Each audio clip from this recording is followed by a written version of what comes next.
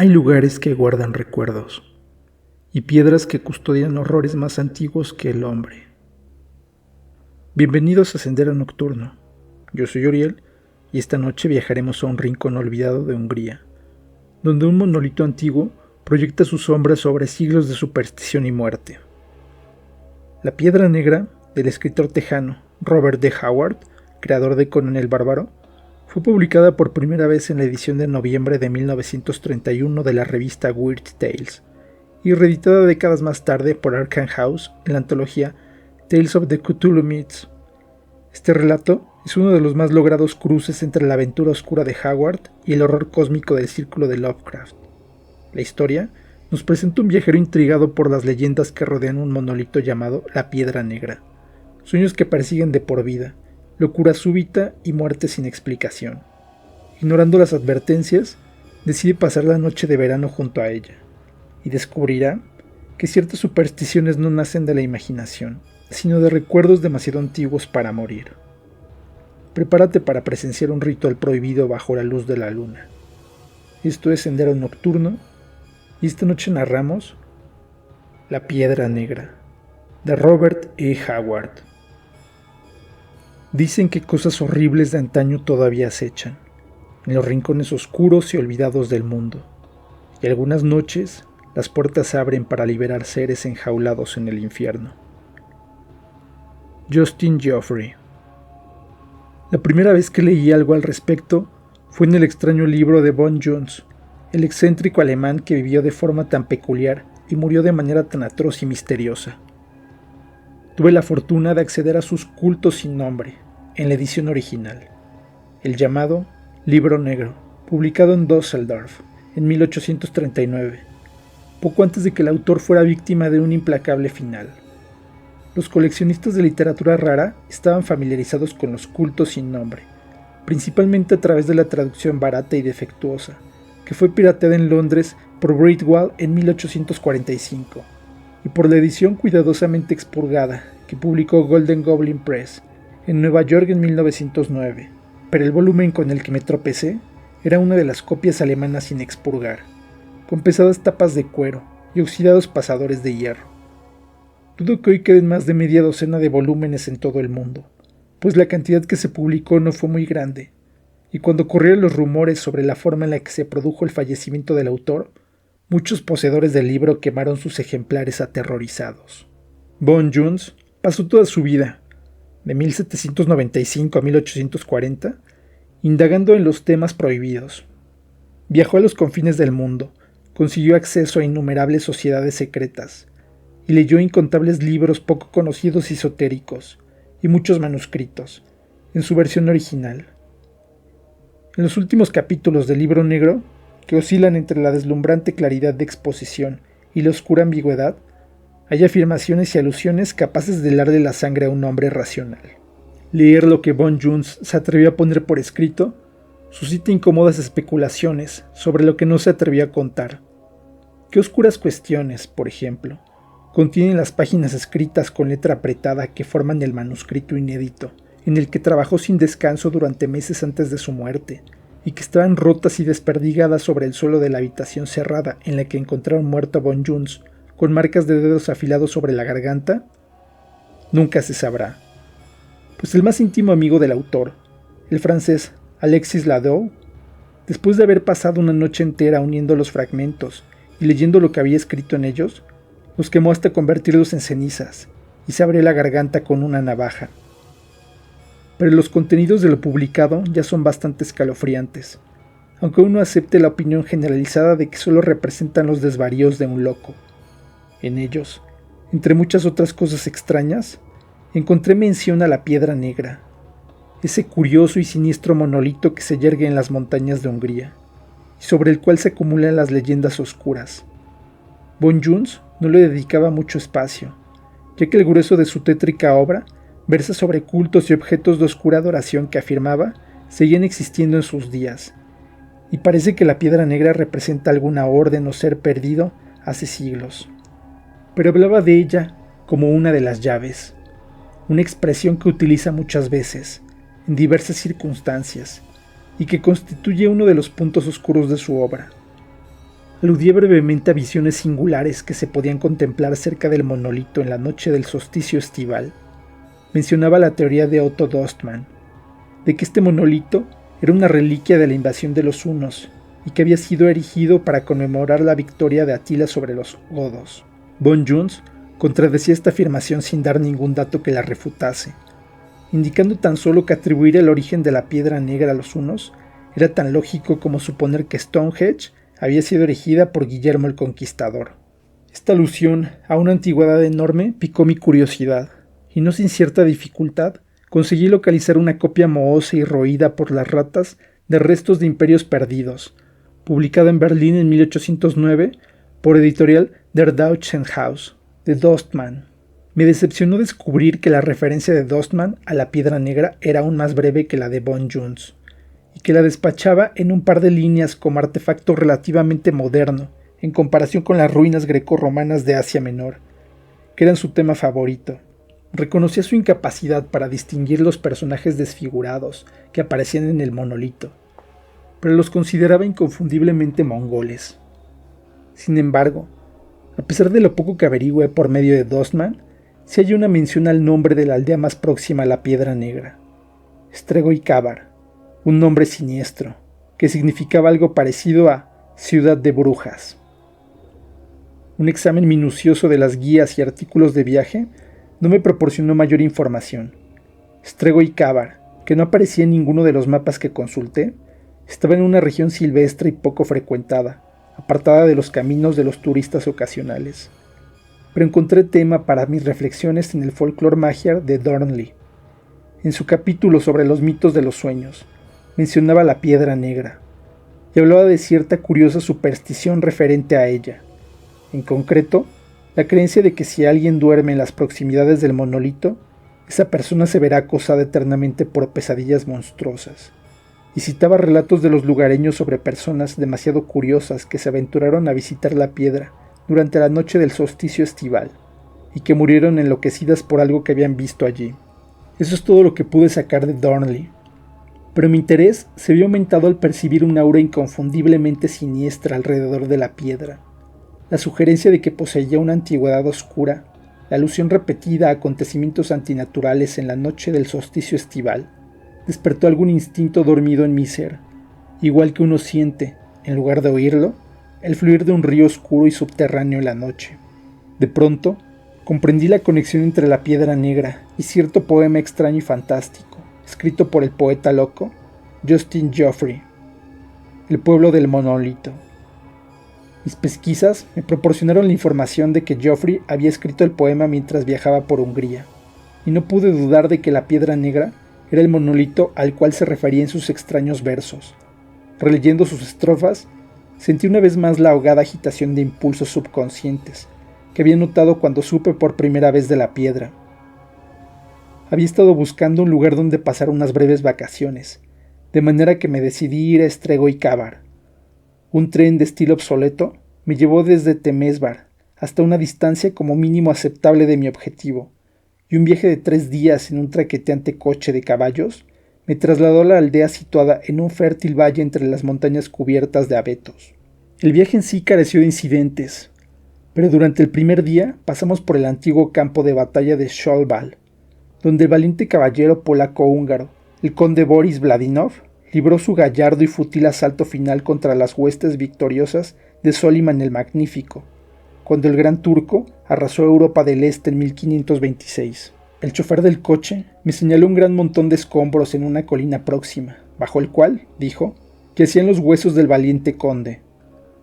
Recordé un pasaje de las guerras turcas de Larson.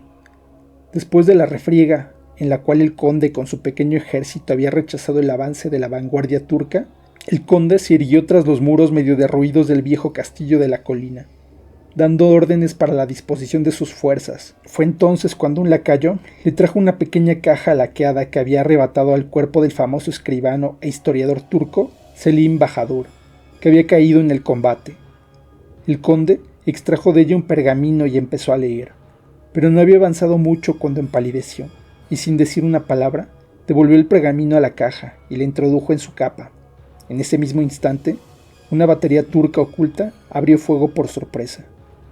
Las balas alcanzaron al antiguo castillo, y los húngaros quedaron horrorizados al ver que los muros se desplomaban cubriendo por completo al valiente conde. Sin líder, el gallardo y pequeño ejército fue hecho pedazos. En los belicosos años que siguieron, los huesos del noble nunca fueron recuperados. Hoy, los nativos señalan un enorme y podrido montón de ruinas cerca de Schönwald, bajo el cual, según dicen, todavía descansa lo que los siglos hayan dejado del conde Boris Vladimov. Strego Cavar me pareció una aldea soñolienta y pacífica, que parecía contradecir su siniestro apelativo, un remanso olvidado sobre el cual el progreso había pasado sin detenerse. Las pintorescas casitas y los vestidos y modales, aún más pintorescos de sus gentes, eran propios de un siglo antes. Eran amistosos, levemente curiosos pero no inquisitivos, aunque los visitantes del mundo exterior eran extremadamente raros. Hace 10 años vino otro americano, y se quedó un par de días en la aldea, dijo el propietario de la posada donde me había instalado. Un hombre joven de modales raros, murmuró para sí mismo. Creo que era poeta. Supe que tenía que referirse a Justin Joffrey. Sí, era poeta, contesté, y escribió un poema sobre un paisaje próximo a esta misma aldea. ¿Sí? El interés de mi anfitrión se había despertado. Entonces, ya que todos los grandes poetas hablan y se comportan de forma extraña, este debe haber obtenido gran fama, pues sus actos y conversaciones eran los más extraños que jamás haya visto en un hombre. Como es habitual en los artistas, contesté. El reconocimiento le llegó en gran medida tras la muerte. Entonces, ¿ha muerto? Murió gritando en un manicomio hace 5 años. Es una lástima, suspiró mi anfitrión compasivamente. Pobre muchacho, miró demasiado tiempo la piedra negra. El corazón me dio un respingo, pero disimulé mi aguda curiosidad y dije de forma casual. He oído hablar de esa piedra negra. Está cerca de la aldea, ¿verdad? Más cerca de lo que querría un cristiano, respondió. Mire. Me llevó hacia una ventana enrejada y señaló las vertientes cubiertas de abetos de las amenazadoras montañas azuladas. Allí, más allá de donde se ve la cara desnuda de ese acantilado que sobresale, se levanta esa maldita piedra. Ojalá se hiciera polvo, y el polvo volase hasta el Danubio para ser arrastrado hasta las profundidades del océano más profundo. Una vez intentaron destruirla, pero todos los hombres que levantaron el martillo o el mazo contra ella tuvieron un final horrible, así que ahora la gente la evita. ¿Qué hay tan maligno en ella?, pregunté con curiosidad. Está hechizada por el demonio, contestó incómodo y con un atisbo de escalofrío. En mi infancia, conocí a un joven que venía de las tierras bajas y se reía de nuestras tradiciones. En su imprudencia, visitó la piedra en la noche de San Juan, y al amanecer volvió tambaleándose hasta la aldea. Se había quedado mudo y loco. Algo había destrozado su cerebro y había sellado sus labios, pues hasta el día de su muerte, que no tardó en llegar, solo habló para pronunciar terribles blasfemias o para balbucear galimatías. Mi propio sobrino, cuando era muy pequeño, se perdió en las montañas y durmió en los bosques cerca de la piedra. Ahora que es adulto, le torturan sueños tan horribles que a veces convierte la noche en una agonía con sus gritos, y se despierta cubierto por un sudor frío. Pero hablemos de otra cosa, Her. No es bueno meditar sobre semejantes asuntos. Hice alusión a la evidente antigüedad de la posada. Me contestó con orgullo. Los cimientos tienen más de 400 años. La casa original fue la única de la aldea que no quemaron cuando el diablo de Soliman arrasó las montañas. Aquí, en la casa que entonces se levanta sobre estos mismos cimientos, se dice que el escriba Selim Bahadur instaló su base mientras saqueaban los alrededores. Supe entonces que los actuales habitantes de Strego Cavar no descendían de la gente que lo habitaba antes del saqueo turco de 1526. Los musulmanes victoriosos no dejaron a ningún ser humano vivo en la aldea o sus proximidades cuando la arrasaron. Aniquilaron hombres, mujeres y niños en un holocausto rojo de asesinato, dejando un gran sector del país en silencio y completamente desierto. El pueblo actual de Strego Cavar descendía de robustos colonos de los valles inferiores, que llegaron al pueblo en ruinas después de que los turcos fueron rechazados. Mi anfitrión no hablaba del exterminio de los habitantes originales con demasiado rencor, y descubrí que sus antepasados de las tierras bajas habían contemplado a los montañeses con aún más odio y aborrecimiento que el que destinaban a los turcos. Fue bastante impreciso al referir las razones de este enfrentamiento, pero dijo que los habitantes originales de Stregó-y-Cabar habían tenido el hábito de asaltar sigilosamente las tierras bajas y raptar muchachas y niños. Aún más, dijo que no eran exactamente de la misma sangre que su propio pueblo. Los robustos magiares eslávicos originales se habían mezclado y casado con una raza aborigen degradada hasta que las estirpes se habían fundido, produciendo una indeseable amalgama. Él no tenía ni la menor idea de quiénes eran estos aborígenes, pero afirmaba que eran paganos y que habían vivido en las montañas desde tiempos inmemoriales, antes de la llegada de los pueblos conquistadores. Di poca importancia a su relato. Veía en él simplemente un paralelismo con la amalgama de tribus célticas y aborígenes mediterráneos de las colinas de Galloway, que dio lugar a la raza mezclada resultante que, bajo el nombre de Picta, participaba de forma tan extensa en las leyendas escocesas. El tiempo tiene un curioso efecto distorsionador sobre el folclore, y al igual que las historias de los pictos, se entretejieron con las leyendas de una raza mongola más antigua. También a los pictos se adscribió la apariencia repulsiva de los rechonchos primitivos, cuya individualidad se diluyó en los relatos pictos y que al fin fueron olvidados. De la misma manera, pensé que podía seguirse la pista de los supuestos atributos inhumanos de los primeros pueblos de Stregó-y-Cabar hasta mitos más antiguos y difusos de hunos y mongoles invasores. La mañana posterior a mi llegada, recibí indicaciones por parte de mi anfitrión, que me las dio con preocupación, y salí a buscar la piedra negra. Una caminata de un par de horas por las laderas cubiertas de abetos me condujo hasta un acantilado de piedra escarpada y sólida que cortaba bruscamente la montaña. Una estrecha senda lo rodeaba, y siguiéndola, contemplé el pacífico valle de Stregó-y-Cabar, que parecía dormitar protegido a ambos lados por las grandes montañas azuladas. No aparecía ninguna cabaña, ni ninguna señal de vivienda humana entre el acantilado sobre el que me encontraba y la aldea. Vi varias granjas desperdigadas por el valle, pero todas estaban al otro lado de Stregó-y-Cabar, que parecía acurrucado bajo las amenazadoras pendientes que ocultaban la piedra negra. La cima de los acantilados resultó ser una especie de meseta muy frondosa. Me abrí camino a través de la densa vegetación durante un corto trecho y llegué a un amplio claro. En el centro del claro se levantaba una adusta silueta de piedra negra. Era de forma octagonal, de unos 5 metros de altura y de aproximadamente medio metro de grosor. Era evidente que antaño había sido muy pulimentada, pero ahora la superficie estaba muy mellada, como si se hubieran hecho enormes esfuerzos para derribarla. Sin embargo, los martillos habían hecho poco más que desprender pequeños pedazos de piedra y mutilar los caracteres que en tiempos era evidente que habían subido en espiral a lo largo del tronco, hasta llegar a lo alto. Hasta una altura de 3,5 metros desde la base, estos caracteres estaban casi completamente borrados, de manera que era muy difícil seguir su dirección. Más arriba, se distinguían con mayor claridad, y conseguí seguir la mayor parte de su trayecto alrededor del tronco y examinarlos a corta distancia. Todos estaban desfigurados en mayor o menor grado, pero estaba seguro de que no simbolizaban ningún idioma que se ha recordado hoy en día sobre la faz de la Tierra. Estoy bastante familiarizado con todos los jeroglíficos conocidos por los investigadores y filólogos, y puedo decir, con absoluta certeza, que esos caracteres no se parecían a nada de lo que yo hubiera oído hablar o hubiese leído al respecto. Lo más parecido a ellos que había visto eran unos burdos arañazos en una roca gigantesca y extrañamente simétrica en un valle perdido del Yucatán. Recuerdo que cuando indiqué esas marcas al arqueólogo que me acompañaba, sostuvo que eran bien el producto natural de las inclemencias del tiempo, bien los ociosos garabatos de algún indio. Ante mi teoría de que la roca fuera realmente la base de alguna columna desaparecida hace mucho, simplemente se rió, haciéndome notar sus dimensiones, que sugerían que, si hubiera sido construida siguiendo las reglas más elementales de la simetría arquitectónica, se trataría de una columna de más de 300 metros de altura, pero no me quedé convencido. No diré que los caracteres de la piedra negra fueran similares a los de aquella roca colosal del Yucatán, pero los unos sugerían a los otros.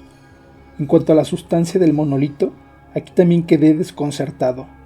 La piedra de la que estaba compuesto era de un negro pálido y brillante, cuya superficie, donde no estaba mellada y desgastada, producía una curiosa ilusión de semitransparencia. Pasé allí la mayor parte de la mañana y me marché desconcertado. No se me ocurrió ninguna relación entre la piedra y ningún otro artefacto del mundo. Era como si el monolito hubiera sido erigido por manos extrañas en una época distante y alejada de la comprensión humana. Regresé a la aldea con mi interés intacto. Ahora que había visto algo tan singular, mi deseo de investigar más a fondo el tema se veía estimulado, y quería averiguar con qué extrañas manos y para qué extraño propósito se había erigido la piedra negra en aquel pasado remoto. Busqué al sobrino del posadero, y le interrogué sobre sus sueños, pero se mostró impreciso, aunque deseoso de ayudar. No le importaba hablar de ellos, pero era incapaz de describirlos con la menor claridad, aunque soñaba los mismos sueños continuamente, y aunque eran espantosamente vívidos, no dejaban ninguna impresión reconocible en sus pensamientos despiertos, solo los recordaba como pesadillas caóticas a través de las cuales inmensos torbellinos de fuego arrojaban horribles lenguas flamígeras y un tambor negro aullaba incesantemente. Solo una vez había visto en ellos la piedra negra, y no en la ladera de una montaña, sino irguiéndose como una torre sobre un inmenso castillo negro. En cuanto al resto de los aldeanos, descubrí que no se sentían inclinados a hablar de la piedra, con la excepción del maestro de escuela, un hombre dotado de una educación sorprendente, que pasaba mucho más tiempo que los demás en el mundo exterior. Se sintió muy interesado por lo que le conté sobre las observaciones de von Juntz acerca de la piedra, y estuvo de acuerdo con el autor alemán en la supuesta edad del monolito. Creía que antaño había existido un aquelarre en las cercanías, y que posiblemente todos los aldeanos originales habían sido miembros de ese culto de la fertilidad que amenazó con minar la civilización europea y dio origen a los relatos de brujería. Citó el mismo nombre del pueblo para demostrar su teoría. Dijo que originalmente no se llamaba Stregoi-Kabar, según las leyendas. Sus fundadores lo habían llamado Sutlan, que era el nombre aborigen del lugar sobre el cual se construyó la aldea hacía muchos siglos. Este hecho volvió a provocarme un sentimiento indescriptible de incomodidad. El nombre bárbaro no sugería conexión alguna con ninguna raza escita, eslava o mongola, a la cual debería haber pertenecido los pueblos aborígenes de estas montañas bajo circunstancias naturales. Que los esclavos y los magiares de los valles inferiores creían que los habitantes originales de la aldea habían sido miembros del culto a la brujería era evidente, decía el maestro, atendiendo al nombre que le dieron, nombre que siguió siendo utilizado incluso después de que los antiguos habitantes hubieran sido aniquilados por los turcos y la aldea reconstruida por una estirpe más pura y sana. No creía que los miembros del culto hubieran erigido el monolito, pero sí creía que lo utilizaban como centro de sus actividades, y repitiendo vagas leyendas que habían sobrevivido a la invasión turca, propuso la teoría de que los degenerados aldeanos lo habían empleado como una especie de altar sobre el cual ofrecían sacrificios humanos, utilizando como víctimas a las muchachas y niños arrebatados de sus propios antepasados en los valles inferiores. Descartaba los mitos sobre acontecimientos extraños en la noche del solsticio estival, al igual que una curiosa leyenda acerca de una extraña deidad que el pueblo brujo de Shutlán se decía que había invocado con cánticos y con rituales de flagelación y sacrificio. Dijo que nunca había visitado la piedra en la noche del solsticio estival, pero que no temía hacerlo. Lo que quiera que hubiera existido o hubiese tenido lugar allí en el pasado, hacía mucho que había sido engullido por las brumas del tiempo y el olvido. La piedra negra había perdido su significado, excepto como vínculo con un pasado muerto y polvoriento. Fue una noche cuando regresaba de una visita al maestro, aproximadamente una semana después de mi llegada a Stregoi-Kabar, cuando de pronto me vino a la cabeza. Aquella era la noche del solsticio, el momento justo que las leyendas relacionaban con atroces alusiones a la piedra negra. Me alejé de la taberna y crucé rápidamente la aldea. Stregoi-Kabar estaba en silencio. Los aldeanos se retiraban temprano. No vi a nadie mientras salía con rapidez de la aldea y me internaba entre los abetos que enmascaraban las laderas montañosas con una susurrante oscuridad. La ancha luna plateada colgaba sobre el valle, inundando los riscos y laderas con una luz extraña y recortando en negro las sombras. No corría viento alguno entre los abetos, pero se percibía un roce y un susurro misterioso e intangible. Seguramente en noches semejantes en el pasado, me decía mi caprichosa imaginación, brujas desnudas habían volado en escobas mágicas a través del valle, perseguidas por sus obscenos amantes demoníacos. Llegué a los barrancos y me sentí algo perturbado al observar que la engañosa luz de la luna les prestaba una apariencia sutil. No lo había notado antes, pero bajo la extraña luz no parecían tanto acantilados naturales como las ruinas de muros cíclopes levantados por titanes, sobresaliendo por la vertiente de la montaña. Sacudiéndome esta alucinación con dificultad, llegué hasta la meseta, y titubeé un momento antes de sumergirme en la terrible oscuridad de los bosques. Una especie de tensión expectante dominaba las sombras, como un monstruo invisible que aguantara el silencio para que no se le escape su presa. Me sacudí la sensación, comprensible, teniendo en cuenta el escalofriante lugar y su maligna reputación, y me abrí camino a través del bosque, experimentando la desagradable sensación de que me seguían. Llegué a detenerme una vez, seguro de que algo húmedo y volátil me había rozado la cara en la oscuridad. Llegué al claro y vi el alto monolito elevando su adusta figura sobre la hierba. Al extremo de los bosques y al lado que daba a los barrancos había una piedra que formaba una especie de asiento natural. Me senté pensando que probablemente fue aquí donde el poeta loco, Justin Geoffrey, había escrito su fantástico, El pueblo del monolito. Mi anfitrión creía que era la piedra la que había provocado la demencia de Geoffrey, pero las semillas de la locura habían sido sembradas en el cerebro del poeta mucho antes de que llegara a Strego y Cavar. Una mirada al reloj me indicó que la medianoche estaba próxima. Me recosté, esperando cualquier manifestación fantasmal que pudiera producirse. Un fino viento nocturno se levantó entre las ramas de los abetos, con la extraña sugerencia de tenues flautas invisibles, susurrando una melodía escalofriante y maligna. La monotonía del sonido, unida a la atención con que observaba el monolito, me provocaron una especie de autohipnosis. Me adormecí. Luché contra la sensación, pero el sueño me venció a pesar de mí mismo. El monolito parecía oscilar y bailar, extrañamente distorsionado ante mi mirada, y por último, caí dormido. Abrí los ojos y quise levantarme, pero permanecí inmóvil, como si una mano gélida me hubiera dejado indefenso. Un terror frío me dominó. El claro ya no estaba desierto.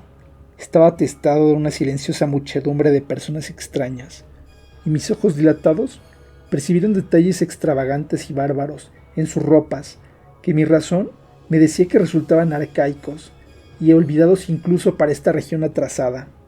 Sin duda, pensé, se trataba de aldeanos que habían venido para celebrar alguna especie de fantástico cónclave. Pero otra mirada me dijo que esta gente no era del pueblo de Strego y Cavar, pertenecían a una raza más baja y achaparrada, de frente más estrecha, de rostros más anchos y embotados. Algunos tenían rasgos eslavos y magiares, pero esos rasgos estaban degradados como si fueran resultado de haberse mezclado con alguna estirpe extraña y más vil que no pude clasificar. Muchos llevaban pieles de bestias salvajes, y su apariencia general, tanto la de los hombres como la de las mujeres, era de una brutalidad sensual. Me aterrorizaban y me repelían, pero no me prestaban atención.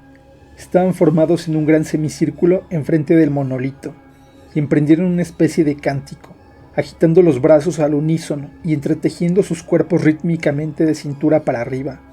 Todos los ojos estaban fijos en lo alto de la piedra, que parecía estar invocando. Pero lo más extraño de todo era lo apagado de sus voces. A menos de 50 metros de mí, cientos de hombres y mujeres levantaban inequívocamente la voz en un cántico salvaje. Pero esas voces me llegaban como un débil murmullo indistinguible, que parecía proceder de un punto muy remoto en el espacio, o en el tiempo. Delante del monolito se erigía una especie de brasero del cual se elevaba ondulante un humo amarillento, vil y nauseabundo, que se arremolinaba de forma curiosa en una espiral alrededor de la negra columna, como una serpiente enorme y movediza. A un lado del brasero yacían dos figuras, una muchacha, completamente desnuda y atada de pies y manos, y un niño, que aparentaba apenas unos meses de edad. Al otro lado del brasero se acuclillaba una espantosa bruja, con una especie de raro tambor negro sobre su regazo. Este tambor lo golpeaba con golpes lentos y ligeros de las palmas abiertas, pero yo no podía oír el sonido.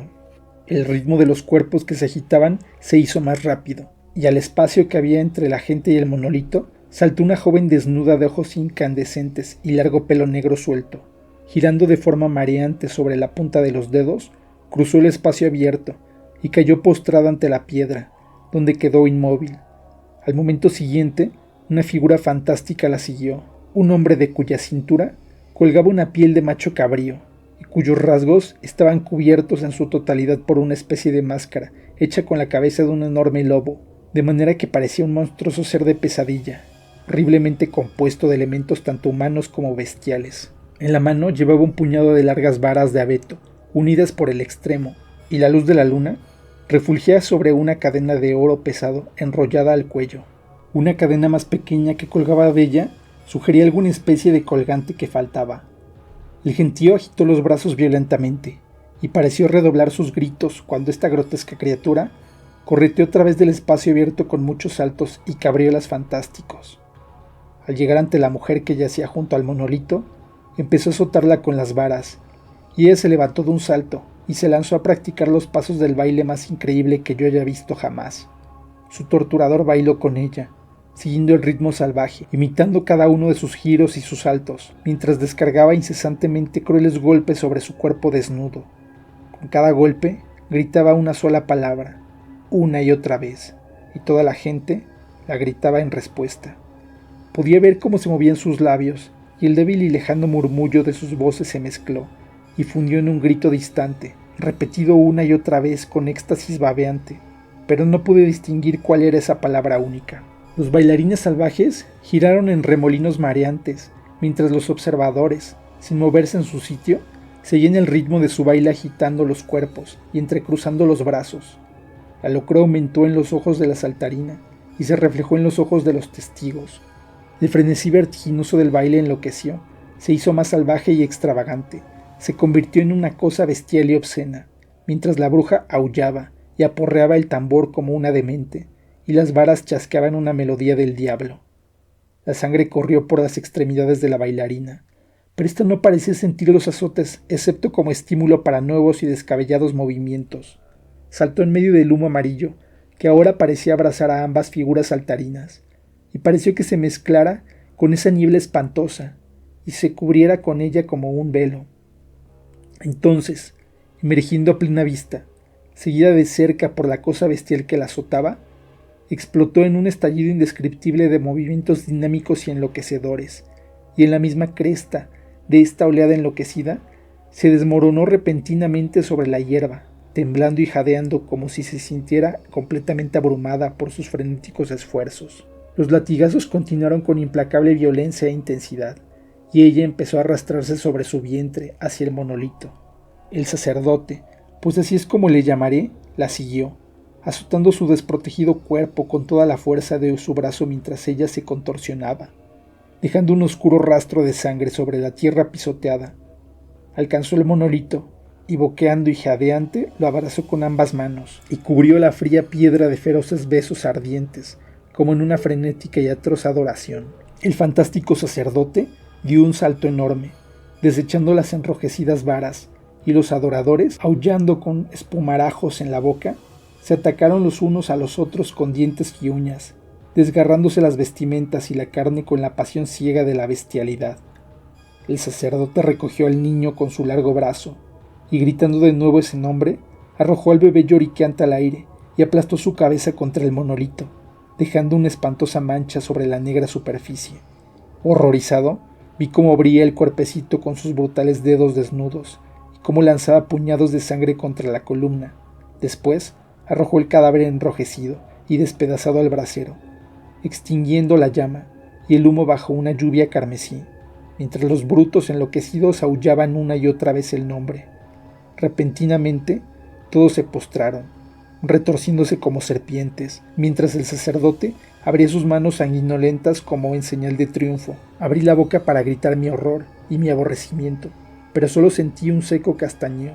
Una cosa monstruosa y enorme, con forma de sapo, se agazapaba en lo alto del monolito. Vi su perfil hinchado y repulsivo contra la luz de la luna, y sobresaliendo en lo que habría correspondido al rostro de una criatura natural, sus enormes ojos parpadeantes, que reflejaban toda la lujuria, la codicia abismal, la crueldad obscena y la maldad monstruosa que ha acechado a los hijos de los hombres desde que sus antepasados se agitaban ciegos y sin pelo en las copas de los árboles.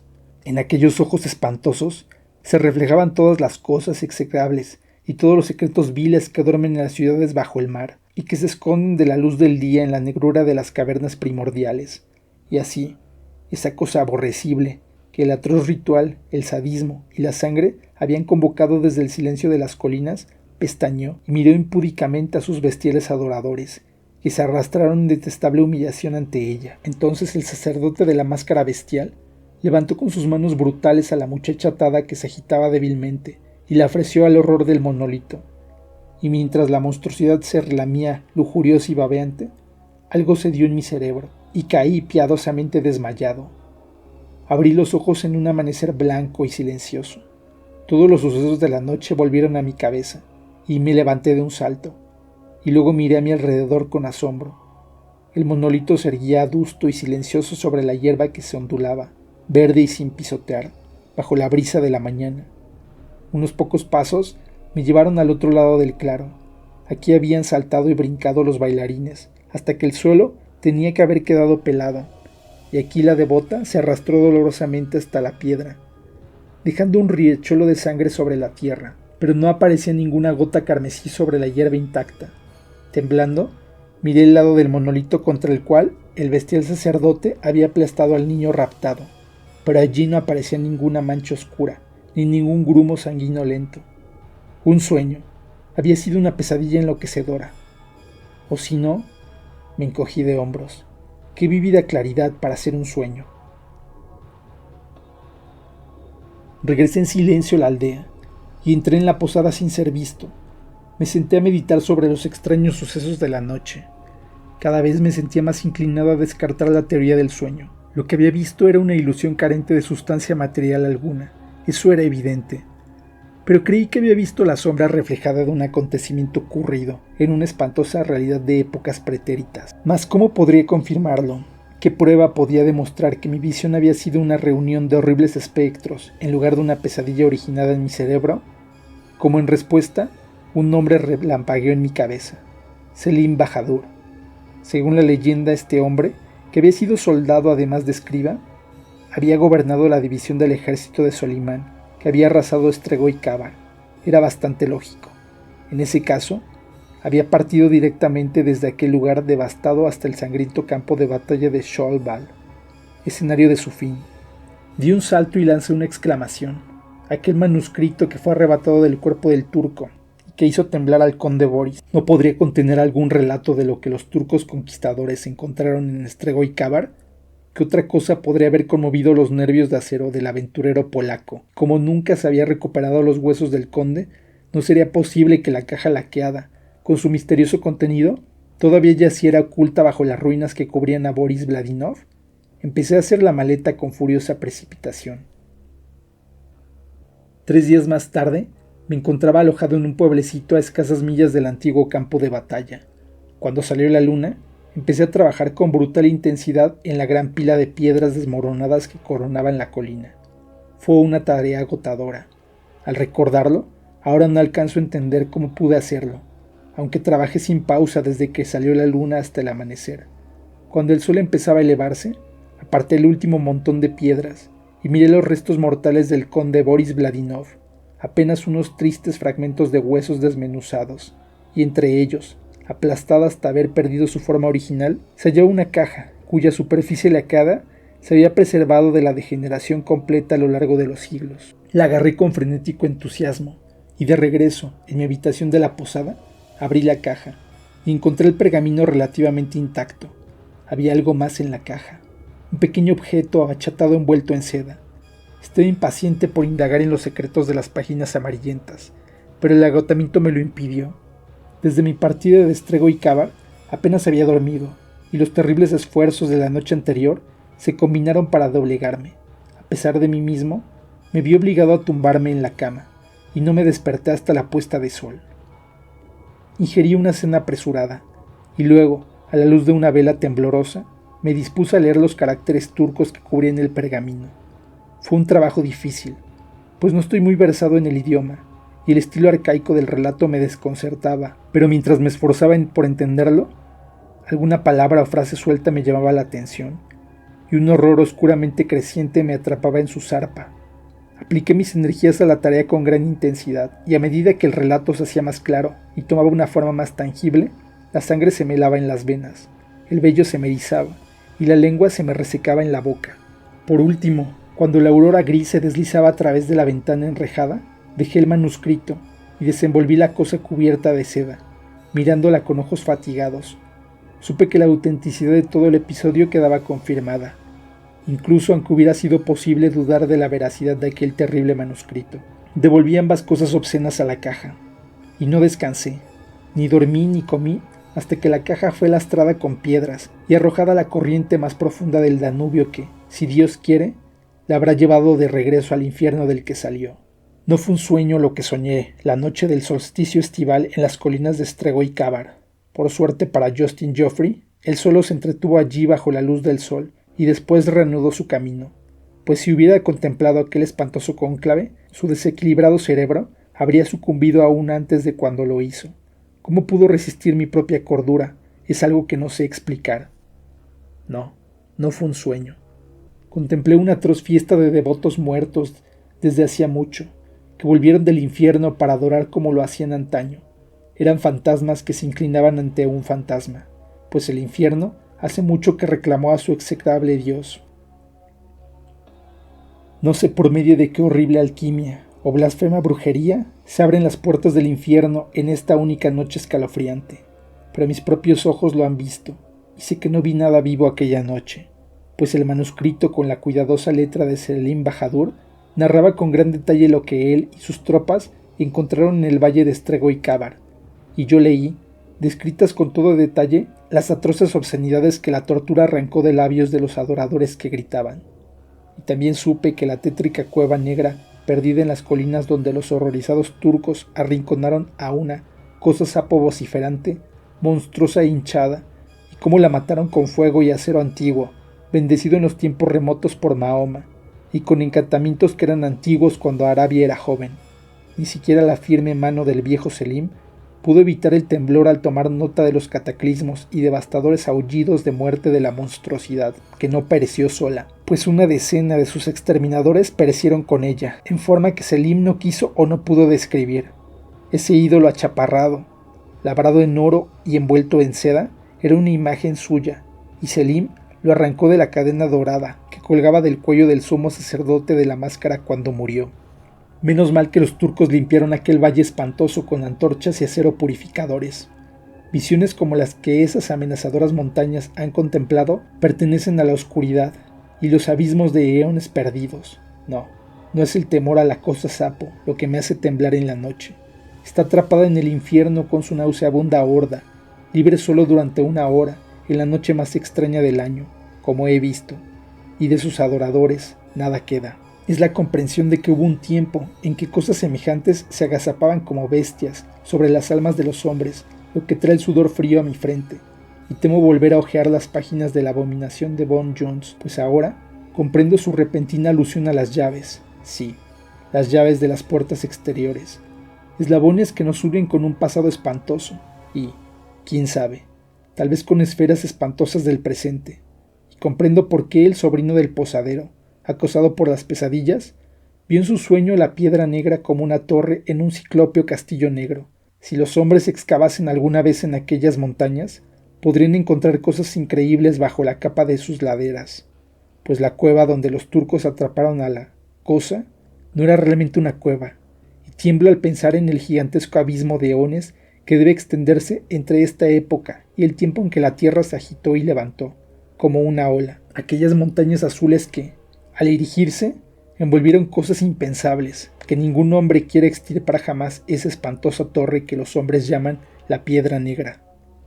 Una llave, sí, es una llave, símbolo de un horror olvidado. Ese horror se ha esfumado en el limbo del que salió arrastrándose, aborreciblemente, en el amanecer negro del mundo. Pero ¿qué hay de las otras escalofriantes posibilidades apuntadas por Von Jones? ¿Qué hay de la monstruosa mano que le arrancó la vida? Desde que leí lo que Selim Bahadur escribió, ya no dudo nada de lo que aparece en el libro negro. El hombre no siempre ha sido el amo de la tierra. ¿Lo es ahora? ¿Qué formas sin nombre pueden acechar en este mismo instante, en los rincones oscuros del mundo?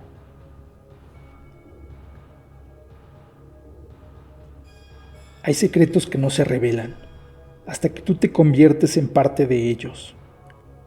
La piedra negra es un ejemplo magistral de cómo Howard Supo fusionar su prosa directa y vigorosa con los elementos más inquietantes de los mitos de Cthulhu, dejando una historia que, a pesar de su brevedad, permanece en la memoria como un mal sueño. Si quieres leer este relato, puedes encontrarlo en Los gusanos de la tierra y otros relatos de horror sobrenatural, publicado por Editorial Valdemar en el número 38 de su colección gótica. Gracias por acompañarme esta noche en este viaje hacia las sombras antiguas. Si esta historia despertó tu curiosidad, deja un comentario, dale me gusta y suscríbete al canal si aún no lo has hecho. Cada suspiro tuyo alimenta este oscuro sendero. Yo soy Uriel y te veo en el siguiente video.